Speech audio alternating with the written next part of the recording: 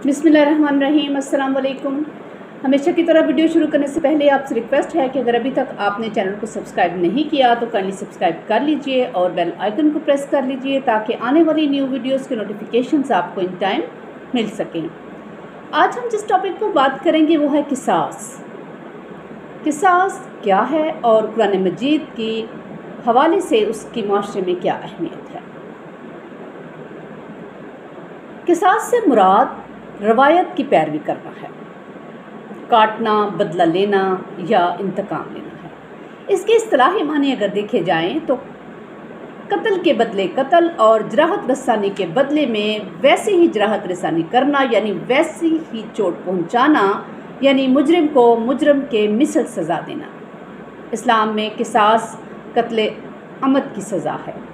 कुरान पाक में अल्लाह पाक इरशाद फरमाते हैं, ए ईमान वालो, कत्ल की सूरत में तुम पर किसास है। एक और जगह पर अल्लाह पाक ने फरमाया, ए अकल वालो, किसास में तुम्हारे लिए अजीम हयात है, ज़िंदगी है। किसास का मतलब यह है कि कत्ल अमद का जुर्म साबित हो जाने पर कातिल को कत्ल कर दिया जाए। किसास मजमा आम में दावेदारान की मौजूदगी में अंजाम दिया जाए। किसास की जो वाजिब सूरतें हैं उनमें सबसे पहले ये है कत्ल अमद साबित होने पर, दूसरा बेटा बाप को कत्ल कर दे या बाप बेटे को कत्ल कर दे, या फिर अगर किसी शख्स की कत्ल में जमात शामिल हो तो हर शख्स पर किसास वाजिब है। उसके अलावा कोई मुस्लिम गैर मुस्लिम को कत्ल कर दे या काफिर जो है वो मुसलमान को कत्ल कर दे, और उसके अलावा अगर मकतूल को एक शख्स ने गिरफ्त में ले लिया और दूसरे ने कत्ल किया तो कातिल से किसास लिया जाएगा।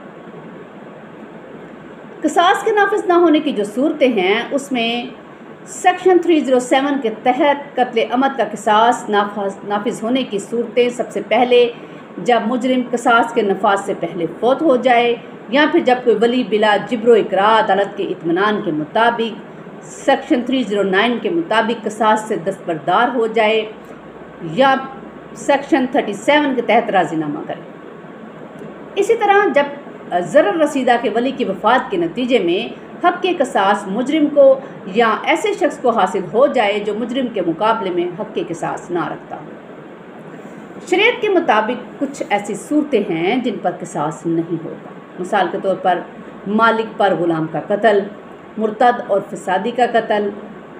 उसके अलावा किसास के नफाज से पहले कातिल मजनून हो जाए या फिर कातिल के फौत होने पर। इसी तरह दमाद के कत्ल होने पर किसास सख्त होगा बशर्ते का बेटी निकाह में हो, और कातिल अगर ख़ुद वली वाहिद हो, या फिर कत्ल का अमल, या फिर हिफाजत खुद एख्तियारी की बिना पर कत्ल हुआ हो, यानी सेल्फ डिफेंस के नतीजे में हुआ कत्ल। किसास में वली की अहमियत क्या है? ज़ेर दफ़ा जो है वो 305 के तहत वली जो हैं वो हस्बे ज़ेल होंगे अगर कत्ल होगा। मिसाल के तौर पर सबसे पहले ज़रर रसीदा के वर्सा उसके शख्सी कानून के मुताबिक, और वारिस ना होने की सूरत में हुकूमत। मुस्तहकीन किसास कौन है? मकतूल का बेटा, मकतूल का दादा, मकतूल का पिदरी भाई, मकतूल का पिदरी चचा, मकतूल का बाप, मकतूल का हकीकी भाई या फिर मकतूल का हकीकी चचा, और इसी तरह मकतूल का पिदरी चचा।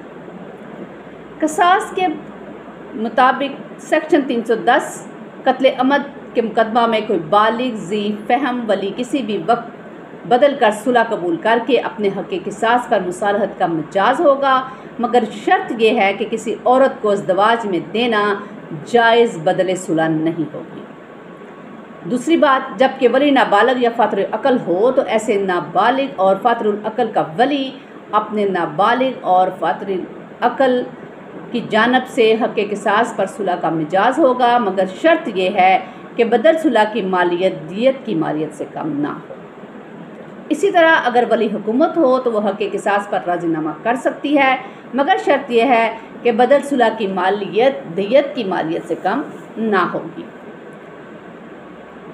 इसके अलावा अगर बदले सुलह का तयन ना किया जाए या ऐसी जायदाद या हक़ हो जिसकी मालियत का तयन शरन ज़र नकद में ना किया जा सकता हो तो हक़ के किसास के मुतल्लिक ये समझा जाएगा कि उस पर राजीनामा हो गया है और मुजरम दियत का मुस्तवज्जब होगा।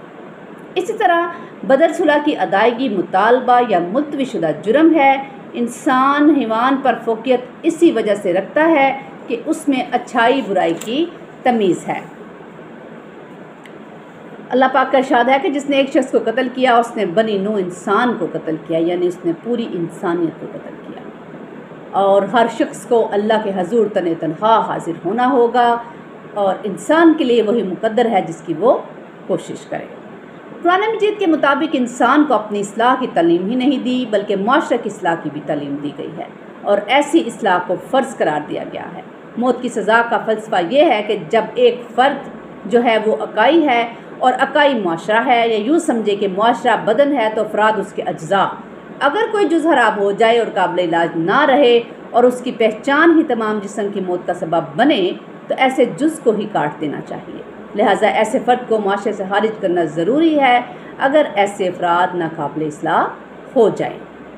کسی بھی معاشرے میں افراد عوام کہلاتے ہیں، اور عوام جب ایک اجتماعی حیثیت رکھتے ہیں تو اسے معاشرہ کہتے ہیں۔ یہ درست ہے کہ تمام افراد میں یکساں صلاحیتیں نہیں ہوتی اور نہ ہی دماغ ایک جیسا ہوتا ہے، اس لیے اکثر افراد معاشرے میں اپنے طور پر اجتماع کے مفاد کے لیے کام کرنے پر تیار نہیں ہوتے، اور حکم یہ ہے کہ برے افراد کی برائی کو روکنا ہر فرد معاشرہ کا فرض ہے، اور اگر ہر شخص یہ فرض ادا کرنا شروع کر دے تو ایک صالح معاشرہ قائم ہونے کی بجائے افراتفری ہو جائے گی۔ اس سے اپنی اصلاح بھی منظم طریقے سے کی جائے۔ قصاص کا اصول اسی بنیاد پر ہے۔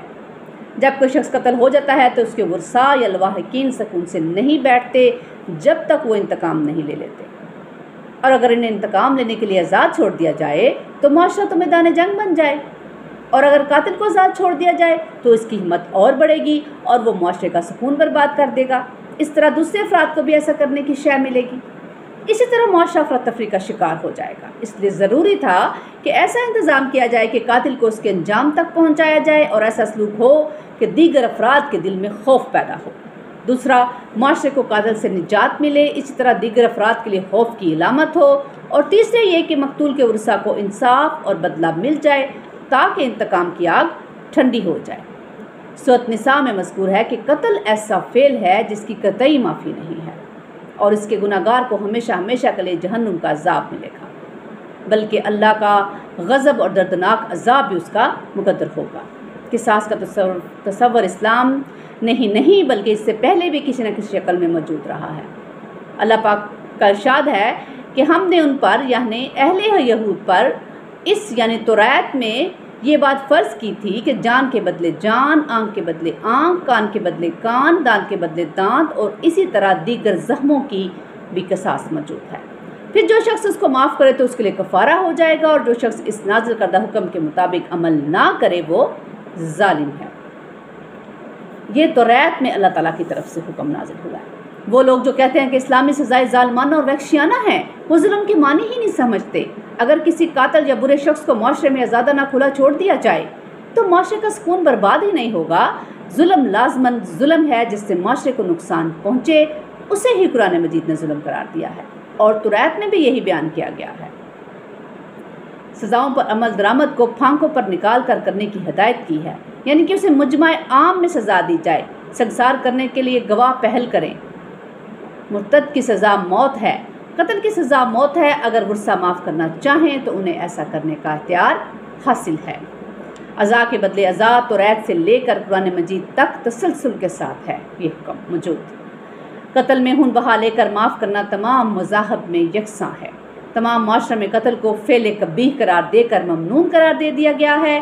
ایسے ممالک جہاں ملزم کے لیے سزائے موت مقرر ہے وہاں ملزم کو سزائے موت، اور جہاں سزائے موت مقرر نہیں ہے وہاں عمر قید کی سزا مقرر ہے، جو کسی صورت میں سزائے موت سے کم نہیں ہے۔ صرف فرق یہ ہے کہ قصاص کی صورت میں سزا مجمع عام میں مقتول کے ورثاء کی موجودگی میں دی جاتی ہے، جبکہ دیگر صورتوں میں سزائے موت اکیلے میں۔ اور اس کے علاوہ یہ ہے کہ قصاص میں جو خوبیاں ہیں اور اس سے جو نتائج برآمد ہوتے ہیں وہ ہرگز چوری یا چوری کی سزا دینے سے حاصل نہیں ہوتے، بلکہ دوسرے نظام قانون میں مقتول کے ورثاء کی جانب سے معافی کا تصور موجود نہیں ہے، جو کہ قصاص کی صورت میں موجود ہے۔ یہ تھا اسلامی پوائنٹ آف ویو سے قصاص اور تعزیرات پاکستان کی مطابق بھی قصاص کے جو اہم پوائنٹ تھے وہ آپ کے ساتھ ڈسکس کی ہیں۔ انشاءاللہ نیکسٹ نیو ٹاپک کے ساتھ آپ کی خدمت میں حاضر ہوں گے۔ اللہ تعالی ہم سب کا حامی و ناصر ہو، اور اللہ تعالی ہمیں ایسا بنا دے کہ ہم اسے پسند آ جائیں۔ شکریہ۔